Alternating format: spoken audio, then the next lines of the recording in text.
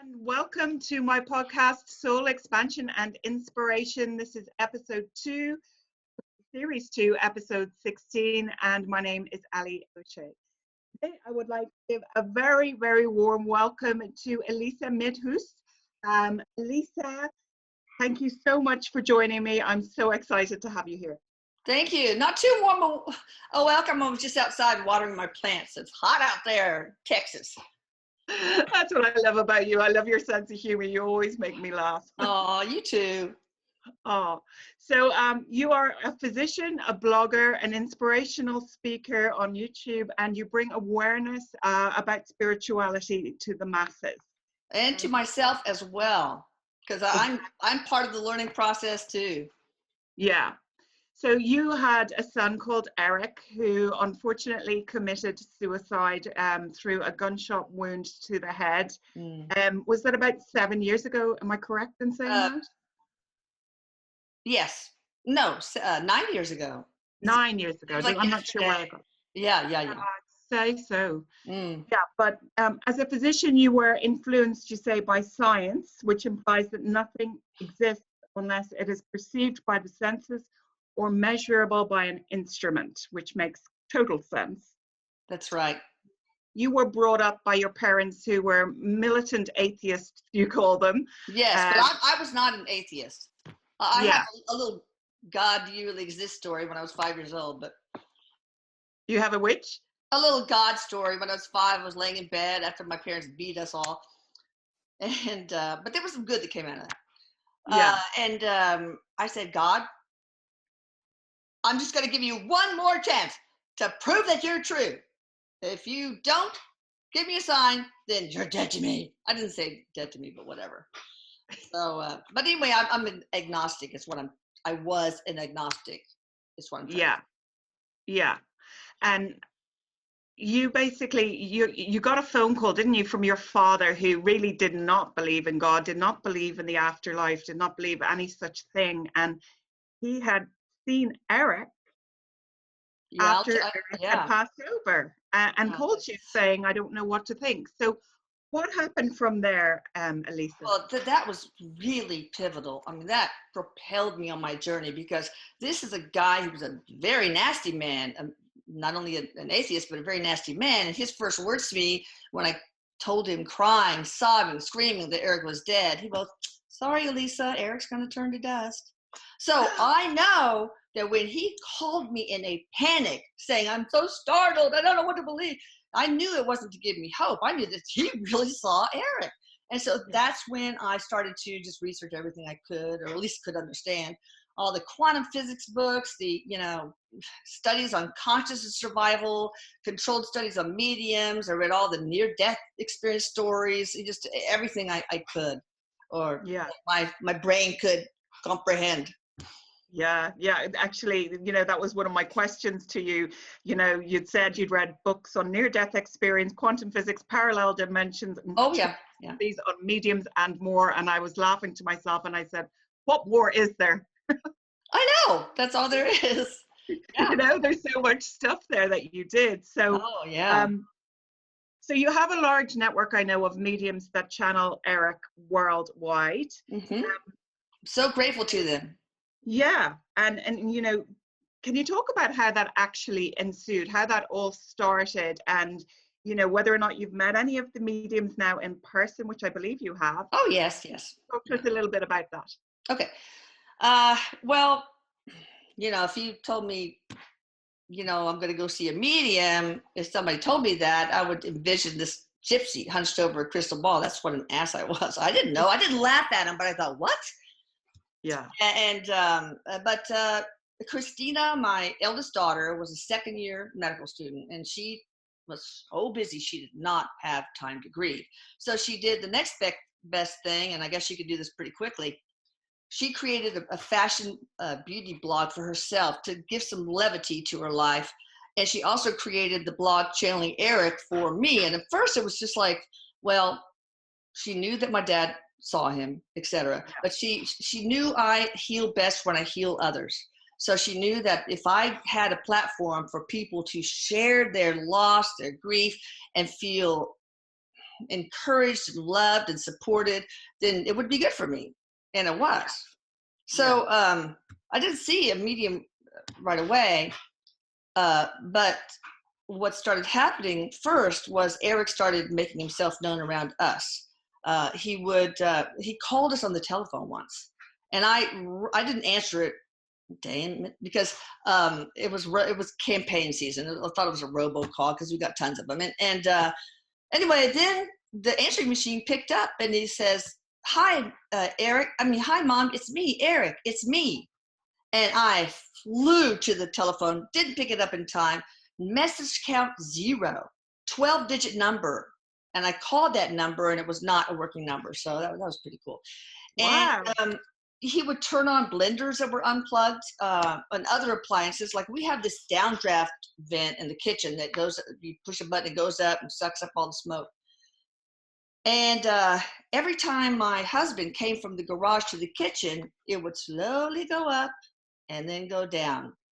And like, "Hi, Papa," that sort of thing, like 3 days in a row. And I thought it was pretty weird because we were remodeling at the time. So the kitchen was absolutely gutted of power. There was no power at all. So the Viking appliance guy, he just did not know what to think. I think he will never be the same again. And then I would be sitting in the chair, and a yellow airsoft BB would appear at the ceiling and drop to the floor and bounce. And that happened to my dear friend Robert Burke, who is a medium, who I met later because Erik hounded him to get in contact with me. I took care of Robert in the hospital when he had a small bowel resection and from an obstruction. And then I took him home, and he stayed with us until he recuperated. And he would go to the bath to take a shower, and again with the yellow airsoft BBs. So it wasn't just a one-off. And he just turned on faucets all the way, crazy things like that. So, and then one time I saw him jumping on my bed. I was about to lay my head down, so I was not asleep. And there was Erik.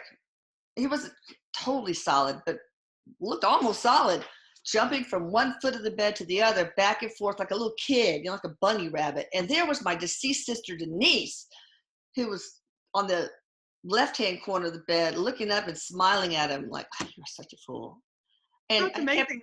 I kept following him back and forth. And what is going on? No, I'm awake. I pinched myself. And then all of a sudden, he looks at me and is startled. And he goes, "Mom, you can see me."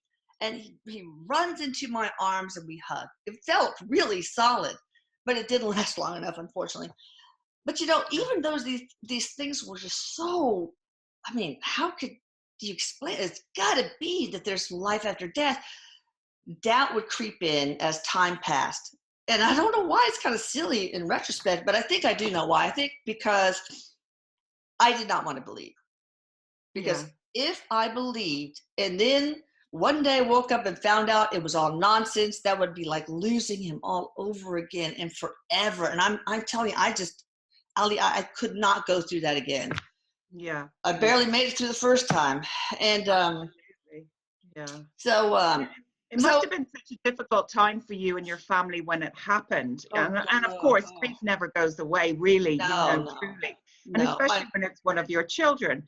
So to have this outlet and to have all these mediums that are bringing you so much comfort, it must be so comforting. Yeah, and I'll tell you about the first, about the medium, how that started. But real quickly, as I was writing every day on the blog, and we had like 100 members and stuff.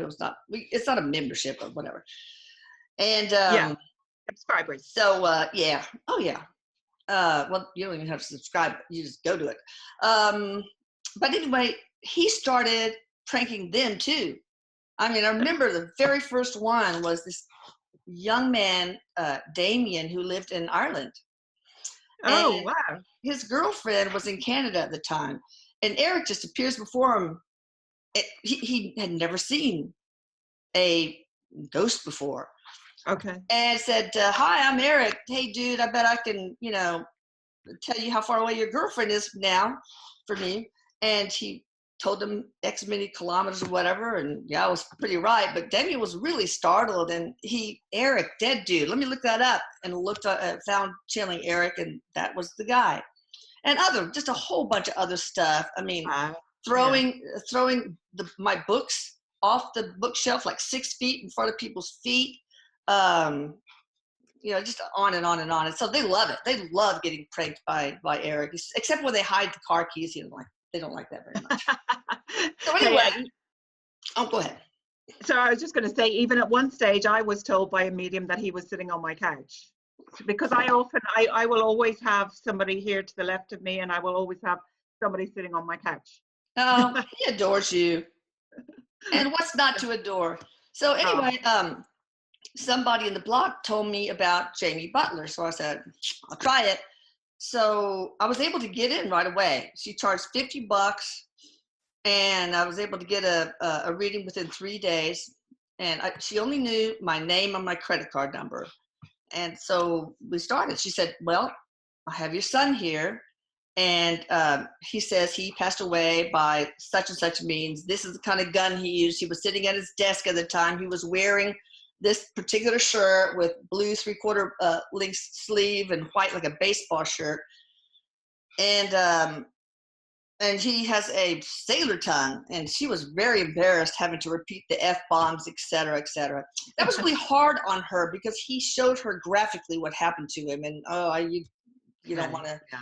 So, so I started regular sessions, and now she's like booked up for years and charges like $650 a session. So she's super good. Very, very good. Wow. And then she got too expensive for me. So I started getting others. And anyway, I wanted to broaden the field and give others a chance to experience the success that Jamie has. So. And so she doesn't channel for you anymore? For Erik? No, I can't afford that. Yeah. At all. And I don't think she really wants to channel anymore. I think her strength, her forte is teaching. She wants to be the Martha Stewart of spirituality, and she's so talented at teaching. So I think that's the direction she probably should go in. Yeah, absolutely. And so, just to mention your daughter's YouTube channel there as well, if you want to give it a shout out, because I've watched some of it and it's pretty good as well. And I remember as well watching some clips of you guys coming to Ireland. That was really fun too. Oh yeah, that would be such a fun reality TV show. Girls trip, mother-daughter dynamic, working through grief, going all over to look at different cultures, spiritual cultures, trying ayahuasca with a shaman, all that. I think it'd be cool. Did you do ayahuasca? No, God, I'm too scared. I'm chicken. I don't want it coming out of both sides, both ends anyway. It sounds awful. Oh my God. But, oh God, I'm sorry. Here's what Christina says. Mom, here's a line. No, here's a line. Here's you. I crossed the line a little bit too much. Sorry. It's just, that's where Erik gets his irreverence, baby. Do you want to give her YouTube channel? Oh, yeah. ChristinaBrawley.com.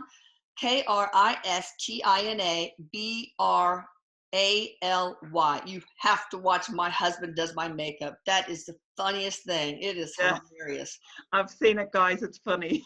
It's hilarious. And our Ireland series is, Ireland is. Oh, I love the Ireland one. I just love that. And it's a series of like 6. I can't remember, but the Irish are such awesome people. I think they're like the Texans of Europe because they're so friendly and open, like Texans and a lot of other Southerners. So and we had good weather the whole time. I couldn't believe it.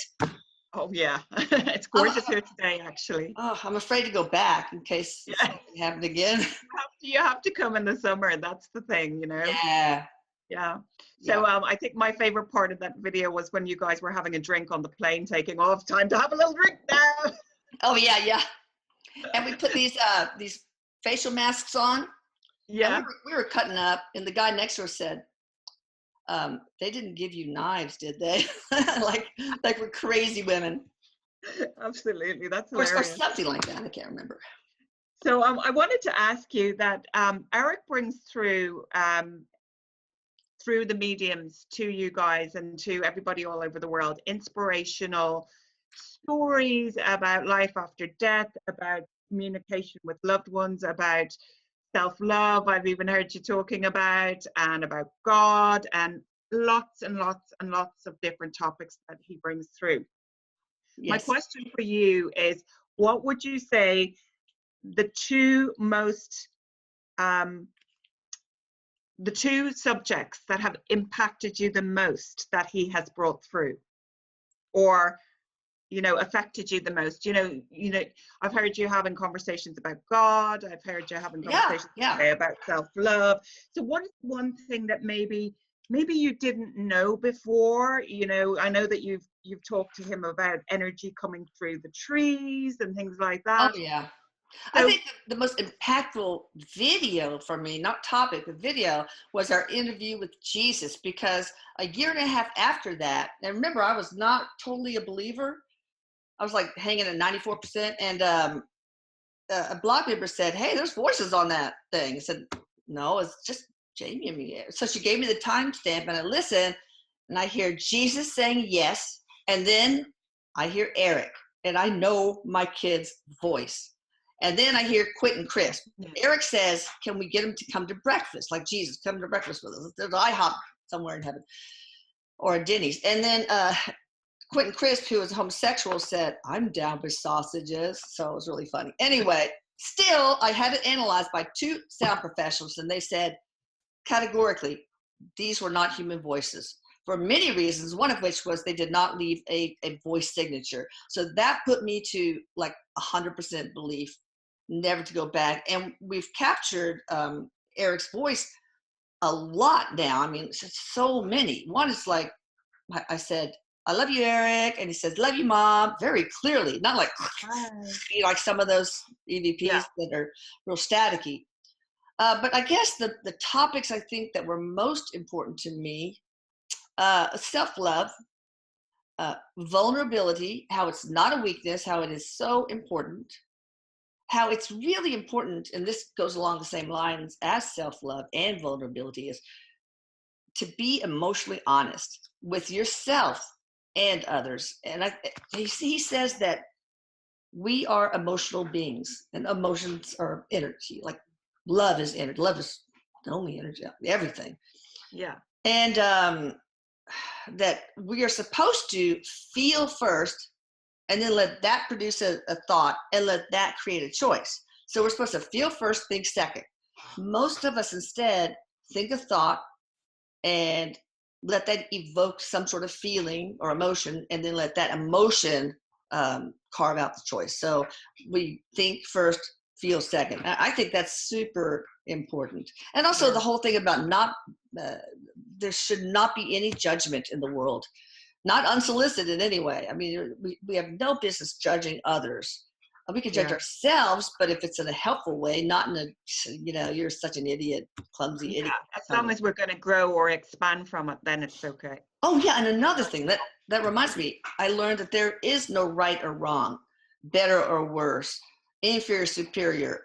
There's no right or wrong, and no bad or good. Everything is just an experience that we can garner value out of. Everything has value. Actually, especially the negative. There's no really negative or positive, but like my childhood, it was we were all, my sisters and I were heavily abused physically and emotionally. But the way I got over that was to seek the value in it. And then I found that value. The value was I learned how to be assertive. I became more compassionate. I learned how to be a good nurturer, probably made me a better mother. Probably would have been a shallow, selfish bore if that had not happened. So I express gratitude for it. Thank you.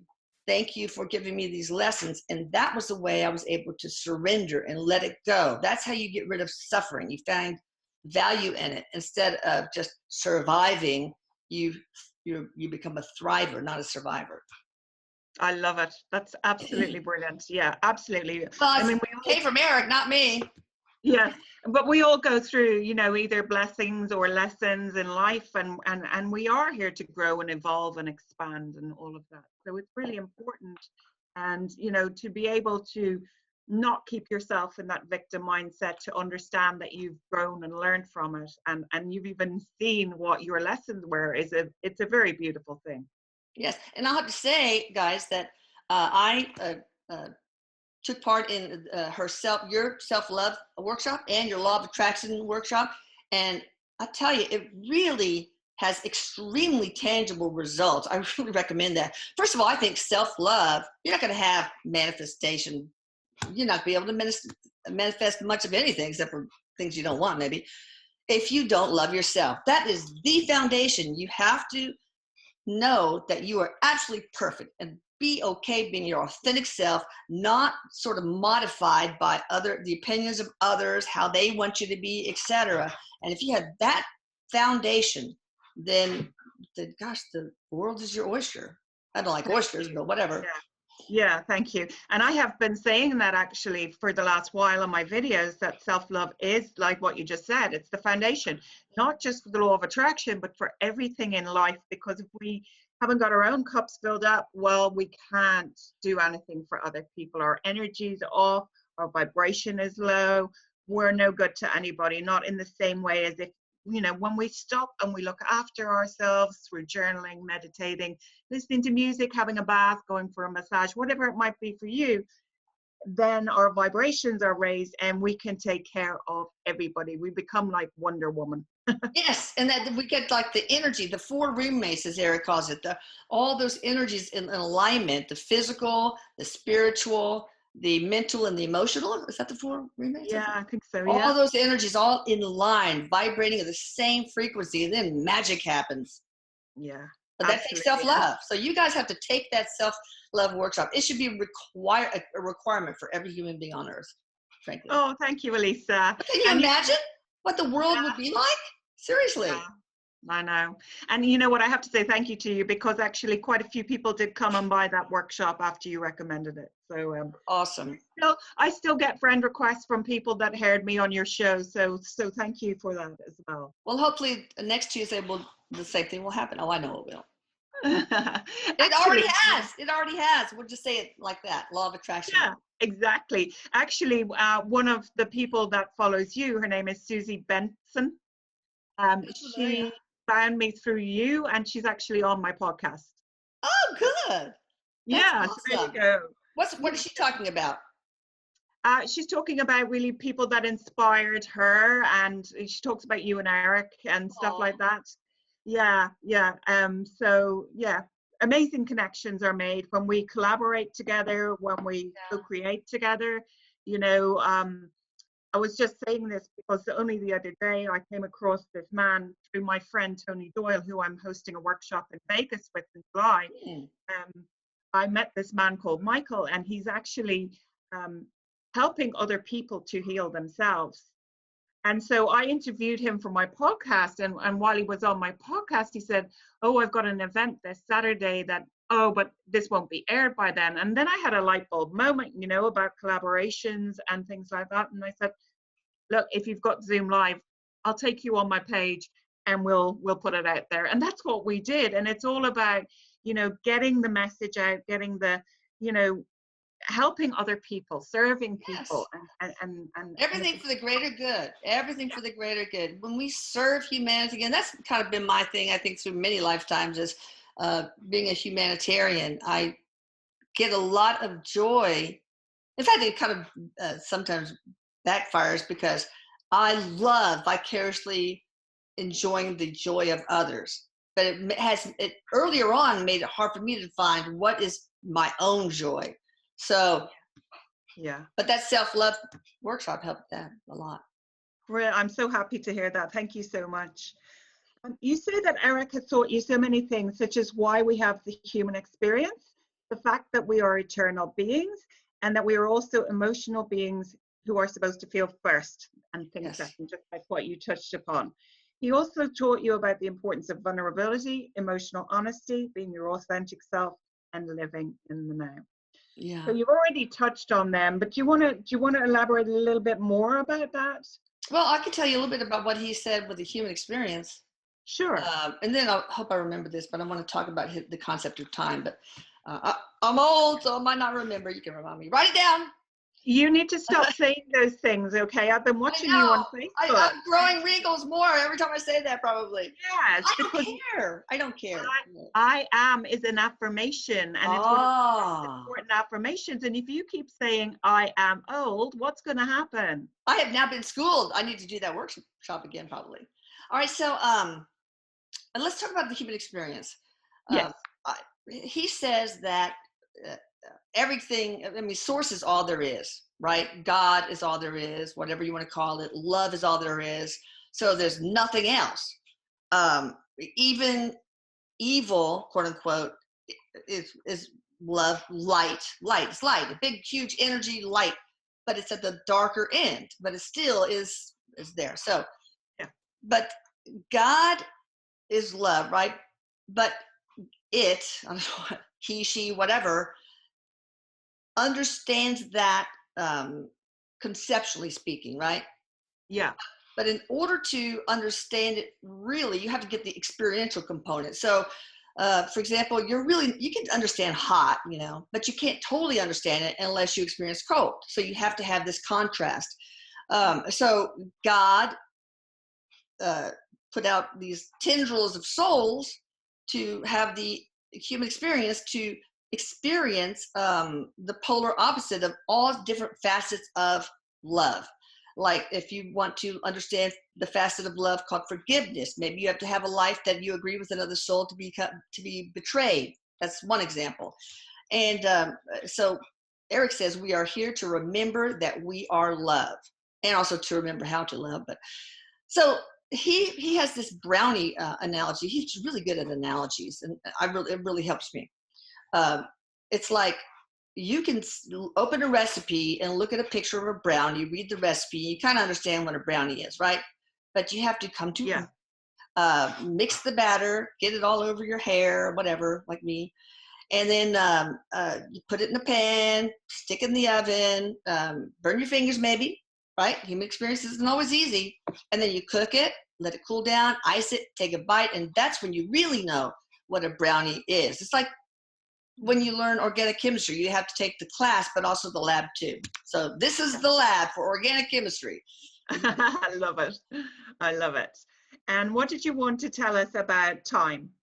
Well, first of all, one more thing about something you're going to remind me again about the human experience is sometimes we just get so caught up in it, but we have to remember sometimes when we're at our lowest to pick ourselves up, hover over this chessboard. I mean, instead of understand that we're not the pawns being pushed around by the free will of others or our own or circumstances. We are really the chess player moving those pawns, including our own, around. And so just shifting that perspective and understanding from a spiritual level that we are eternal beings. What's the worst that can happen to us, man? Okay, so we're broke. I mean, we will find a way, and and we'll get over it. So, but time, this was always a little confusing to me and a lot of other people. There is really no linear time. So when you're out in outer space, there's the sun. It's always the same, it's always there. When you're here, you have this sun set and sunrise. It indicates a linear aspect to time. And linear time doesn't exist. It's just a human construct that we need to have an effective human experience. I mean, we have to have consequences. I mean, we have to have choice and consequences before and after, things like that. And we are born and we die. So we have this linear thing. We have linear days, breakfast, work, blah, blah, blah. So, we have to have it. But everything is really happening right now. All your past, present, future lives. Like he describes it as, in two ways. One is that each life is like a book stacked on each other. Our consciousness just happens to be focused on that one life, but the other still exists at the same time. And he also uses a wagon wheel analogy. So you got this big wagon wheel, and at the hub is your higher self.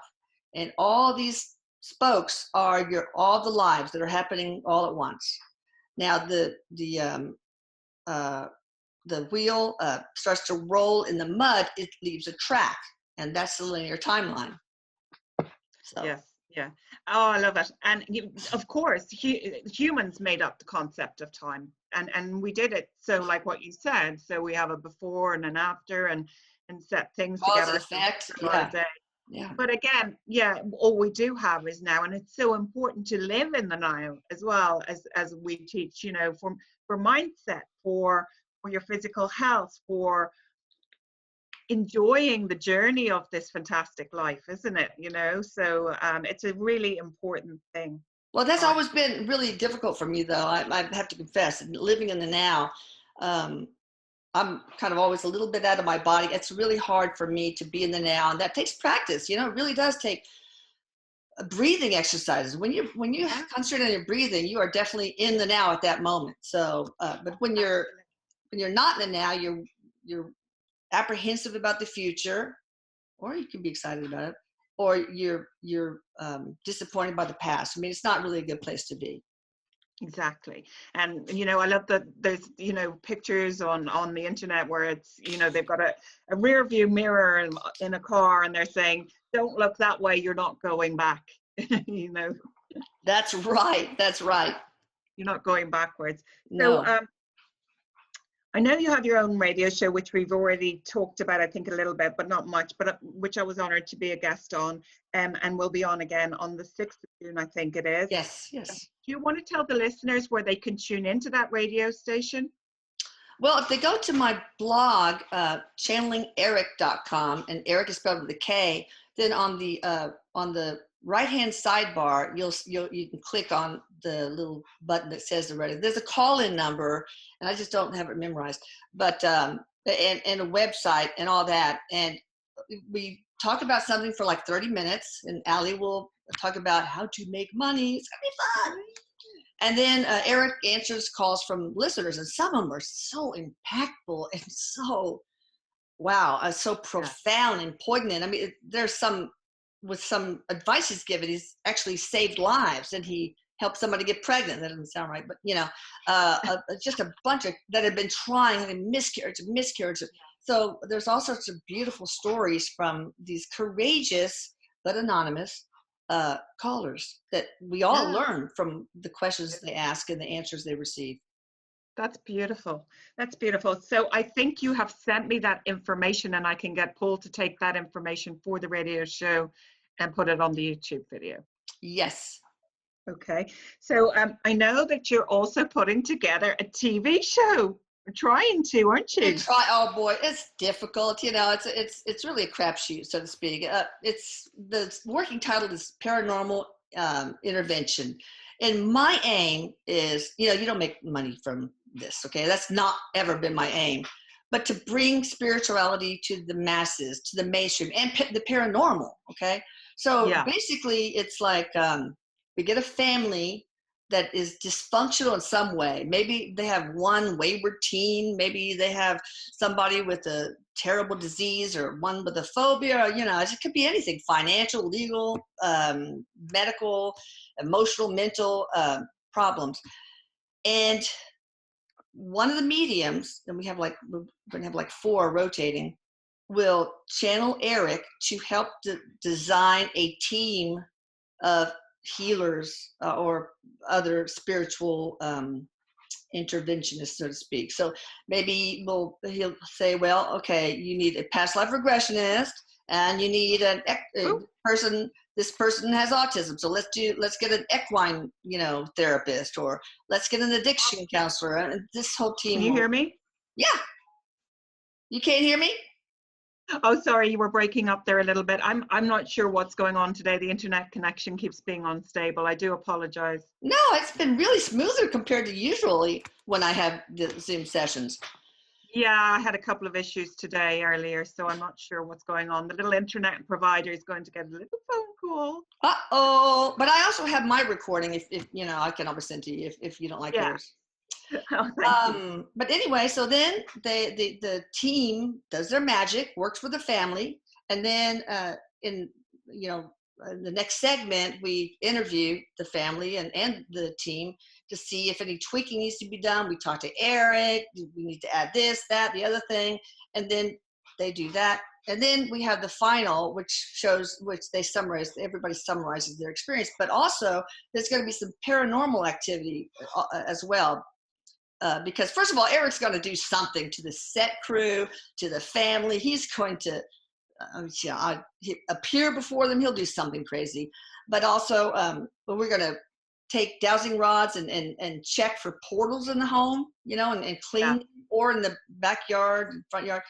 And we're going to have them learn to use dowsing rods and pendulums to talk to Erik or their deceased loved ones or their spirit guides. We're going to have them film orbs and have Erik do things like turn pink or sit in my hand or different things like that, or use the e-board, which is kind of like a Ouija board, to ask Erik questions and just things like that. That's just some of the examples. But one of the healers, Tammy DeMursa, apparently can shape shift. So she can turn, her face looks like a young 13-year-old girl, or it can turn into like a very attractive 90-year-old woman. So, or things like that. That's going to be kind of cool. Oh, wow. So how far along are you in the procedure of getting it going? Well, we've got the treatment. We've got a producer that's, pitching it to people. But again, the percentage, Erik says we got a 45% chance. So it's not over 50% chance. But if we don't do that, we'll just find another way to, it just might be a slower road to get this out to the mainstream. Yeah. Oh, that sounds amazing. It would be brilliant. I'd love to see that. But everybody use law of attraction that Allie O'Shea has taught us. 17 seconds of thinking, yes, it's already happening. Smell, feel the senses. Use all your senses to experience a moment and all that. So yeah, you can put it and ask the universe. Right. So writing in red pen is the best. Don't ask why, it just is. Oh, it's more powerful. That's right. Okay. So write it down to the universe. Dear universe, thank you so much for sending us this amazing producer who has agreed to take on our show. Everybody do it, please, right now. So we can't manifest for anybody else, but we can as a collective put that intention out there. Oh, yeah. It's going to be possible. Exactly. Well, it's not for me. It is for all of everybody else, because how wonderful it would be to be in a world where everybody understands and appreciates spirituality and understands that there are so many ways to heal besides just Western medicine, for example. Oh, yeah, absolutely. Absolutely, without a shadow of a doubt. So are you going to write a book one of these days as well? Oh, no. I've wrote 3 parenting books and 2 books since Erik died. And one is My Son and the Afterlife, Conversations from the Other Side. And that kind of outlines my journey from skeptic to believer. And Erik talks a lot about things like God and love and all that stuff, the human experience. And then the other is Erik's book that I just channeled. Oh, wow. Jamie. And it's called My Life After Death, a Memoir from Heaven. That is a really good, it is a page turner. You will cry, you will laugh, you will, and by the time you're finished, you know exactly what death is like, crossing over is like, what heaven's like, what spirits do all day. And there's no day. I mean, you know what the bark on the trees there are like, and what the colors, what the sounds, everything. So it's really, if you look on it. You know what? That's so funny that you say that, because this morning I did a live and somebody actually told me that they had a near-death experience and that they were really scared. And I did tell them not to be scared. There was no need to be. And they obviously hadn't completed their life's purpose, otherwise they wouldn't be here still. But I could have referred her on to that book. Yeah, it's really, it helped to heal me so much. And a lot of people say it has helped to heal them. They don't have fear of death and all that. So it's called My Life After Death, a Memoir from Heaven.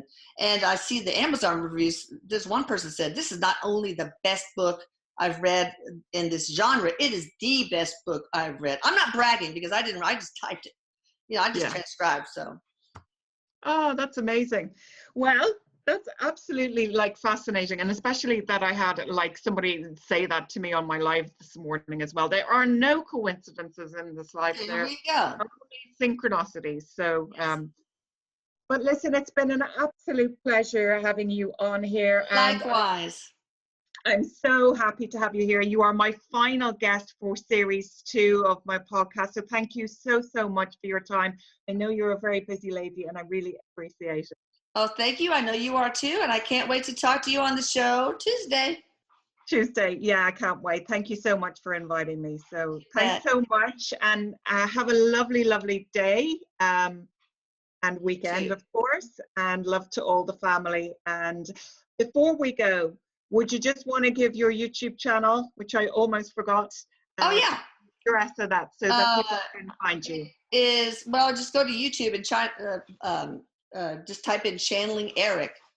Channeling Erik. And you'll find it. I think it's youtube.com/channeling Erik 2121. I'm not really sure, but you can find it. There's all sorts of interviews with notable figures like Buddha, and we just did one on Chris Kyle, the American sniper. And oh my God, there's so many EVPs. My next door neighbor, I'll call him Mr. W because I don't want to give his name. I asked, let's see, he was supposed to be at the shooting range that day with Chris. Mr. W was, and something came up, he couldn't go, and so the medium says Chris says that he was exactly where he was supposed to be, and I think he said something like he was, and then he also said I also asked, have you given him any signs? Have you made yourself known to Mr. W? And the medium said something like, yes, he did that, and the other thing. And then you hear Chris saying, I did that. So in his voice, because Mr. W's wife listened and said, yeah, that's his voice. So that's amazing, isn't it? Yeah, it's cool. Well, once again, thank you so, so much for being here. Appreciate your time and have a lovely weekend, Elisa. Thank you for having me. And if you need this recording, just let me know. Thank you so much. My pleasure. Bye. And goodbye to the listeners. Thank you for watching. Bye. Thank you, guys. Bye.